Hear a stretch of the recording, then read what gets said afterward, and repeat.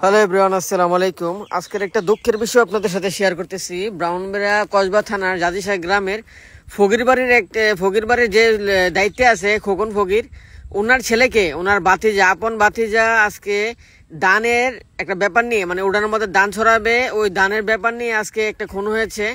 হ্যাঁ, ওই যে সুইচ গিয়ার ছুরি দিয়ে ওরা আঘাত করেছে। আঘাত করার পরে ওনাকে হসপিটাল নেওয়ার অবস্থা, হ্যাঁ কুমিল্লা নেওয়ার অবস্থা, অর্ধেক রাস্তার মধ্যে যাওয়ার পরে ওনার মৃত্যু হয়েছে। এই বাড়িটা দেখতেছেন, এখানে খোকন ফকিরের বাড়ি আছে বা আসামির বাড়ি আছে। এটা হচ্ছে খোকন ফকিরের বাড়ি।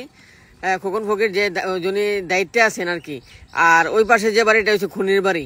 তো এই মুহূর্তে আমাদের কসবা থানার কিছু পুলিশ এসেছে। আসার পরে ওনারা অবস্থান করছে বা এটার ইন্টারভিউ নিচ্ছে, এটা কিভাবে কি হলো। আর খুনি আপাতত পলাতক। কিছুদিন আগে নাকি ফেন্সি নিয়ে ধরা খাইছিল। তো হ্যাঁ, অনেক বড় মাপের একটা সন্ত্রাস। তো আমরা আসলে সন্ত্রাসের বিচার চাই। বা একটা বাচ্চা আছে, যিনি মারা গেছে ওনার একটা বাচ্চা আছে, এবং বাচ্চারও দিয়ে টিম। তো আমরা সবাই ভিডিওটা শেয়ার করে দিব আর খুনিকে ধরার ব্যবস্থা করব। খুনির কোনো ডিটেলস দিতে পারি নাই, তার জন্য সরি। তো কিছু সাংবাদিক আসতেছে। যে লোক মারা গেছে ওনার পরিবারে আল্লাহ তাআলা ধৈর্য ধারণ করতে ক্ষমতা দোক। আজকের ভিডিও এই পর্যন্তই। সবাই ভালো থাকবেন, সুস্থ থাকবেন। আসসালামু আলাইকুম ওয়া রাহমাতুল্লাহি ওয়া বারাকাতুহু।